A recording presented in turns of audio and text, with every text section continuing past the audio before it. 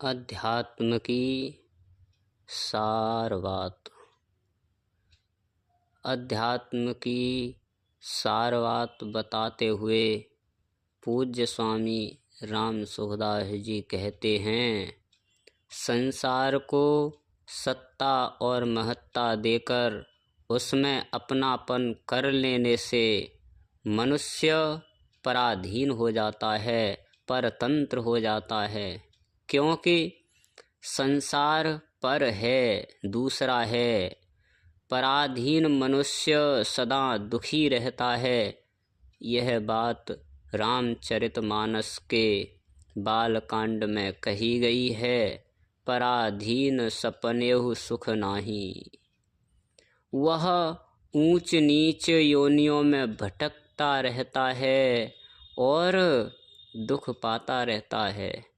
इस दुख से छुटकारा पाने के लिए यह आवश्यक है कि मनुष्य संसार के मालिक परमात्मा की सत्ता और महत्ता को स्वीकार करके उनमें अपनापन कर ले कि वे ही हमारे हैं।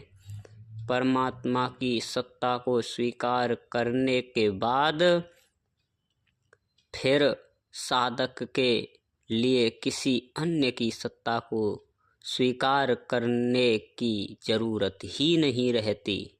कारण कि एक परमात्मा ही ऐसे हैं जो पहले से ही सदा हमारे साथ रहते हैं, कभी हमसे बिछुड़ते नहीं।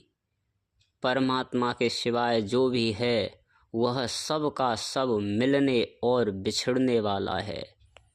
परमात्मा की सत्ता और महत्ता को स्वीकार करने से साधक व्यर्थ चिंतन से छूट जाता है।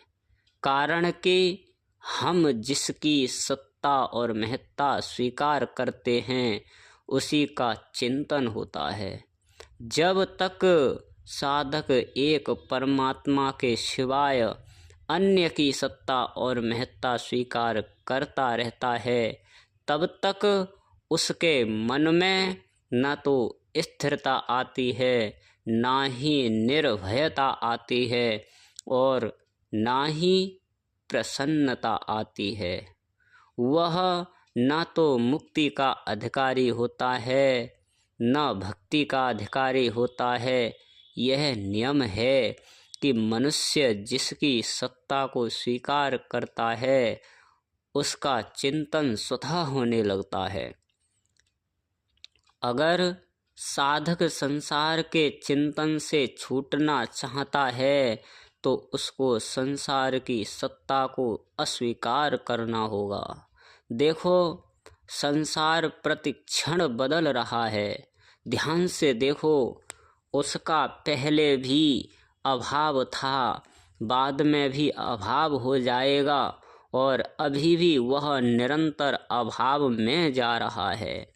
आज तक किसी को भी संसार की प्राप्ति नहीं हुई।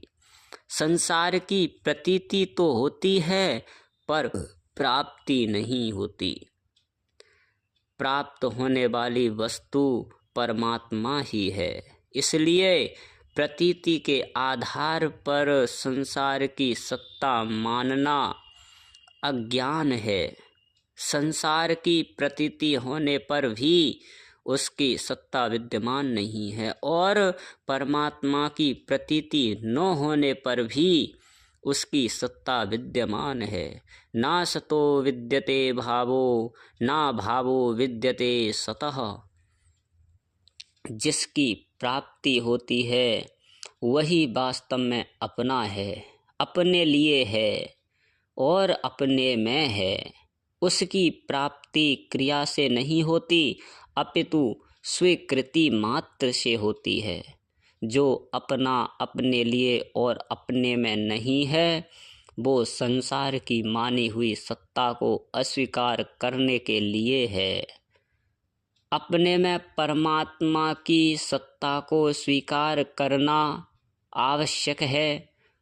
अगर हम संसार की सत्ता को ना माने तो परमात्मा की प्राप्ति अपने आप ही सिद्ध है। असत की निवृत्ति होने पर सत की प्राप्ति और सत की प्राप्ति होने पर असत की निवृत्ति अपने आप हो जाती है। भगवान अपने हैं, अपने लिए हैं और अपने में हैं। इस प्रकार भगवान पर दृढ़ विश्वास, दृढ़ श्रद्धा उनकी प्राप्ति का अचूक उपाय है। कारण कि भगवान के सिवाय अन्य पर विश्वास करके जीव भगवान से विमुख हुआ है, इसलिए अन्य का विश्वास छोड़ने से भगवान पर विश्वास दृढ़ हो जाता है। भगवान पर विश्वास दृढ़ होने पर उनमें आत्मीयता अर्थात अपनापन हो जाता है और आत्मीयता होने पर भगवान में प्रेम हो जाता है। प्रेम की प्राप्ति में ही मानव जीवन की पूर्णता है। कोई भी मनुष्य अभाव नहीं चाहता, क्योंकि प्रत्येक मनुष्य स्वरूप से भाव रूप परमात्मा का अंश है। परमात्मा अभाव रूप संसार को सत्ता और महत्ता देने से मनुष्य को अपने में अभाव का अनुभव होने लगता है। जब साधक अपने में परमात्मा को स्वीकार कर लेता है, तब सब प्रकार के अभावों का अंत हो जाता है और वह सदा के लिए स्वाधीन हो जाता है। इसलिए साधक को चाहिए कि वह परमात्मा की सत्ता और महत्ता को स्वीकार करके उनको अपना ले। कहे मेरे तो गिरधर गोपाल दूसरो न कोई। जैसे मीराबाई जी ने कहा था कि मेरे तो बस गिरधर गोपाल ही हैं, दूसरा कोई भी नहीं है। जिसको हम अपना लेते हैं उसमें हमारी स्वाभाविक प्रियता हो जाती है, यह नियम है। इसलिए प्रेम प्राप्ति के लिए भगवान को अपना मान लेना अति आवश्यक है। भगवान के सिवाय और कोई अपना तथा अपने लिए नहीं है। ऐसा मानने से प्रेम में दृढ़ता आ जाती है। अगर साधक निर्विकार होना चाहे तो वह ममता का त्याग कर दे। अगर वह शांति प्राप्त करना चाहे तो कामना का त्याग कर दे। अगर वह मुक्त होना चाहे तो वह असंग हो जाए। अगर वह प्रेमी होना चाहे तो वह भगवान को अपना मान ले।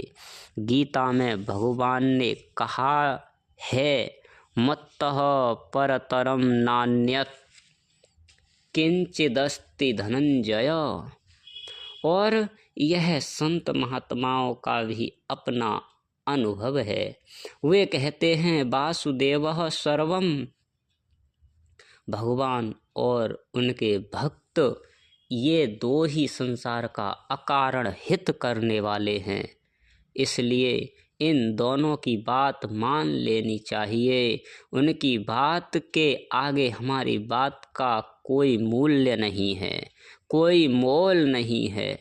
हमें भले ही वैसे न दिखे पर बात उनकी ही सत्य है।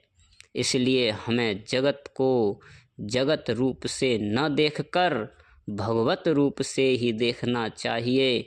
संसार में जो सात्विक, राजसिक और तामसिक भाव देखने में आते हैं वे सभी भगवान के ही स्वरूप हैं। भगवान के स्वरूप होते हुए भी वे गुण हमारे उपास्य नहीं हैं। हमारा उपास्य तो गुणातीत है। इसलिए भगवान ने कहा है, न त्वहम तेषु ते मयि, मैं उनमें और वे मुझ में नहीं हैं। गुण उपास्य इसलिए नहीं हैं कि हमें तीनों गुणों से ऊंचा उठना है। कारण कि जो मनुष्य तीनों गुणों में मोहित होता है वह गुणातीत भगवान को नहीं जान पाता।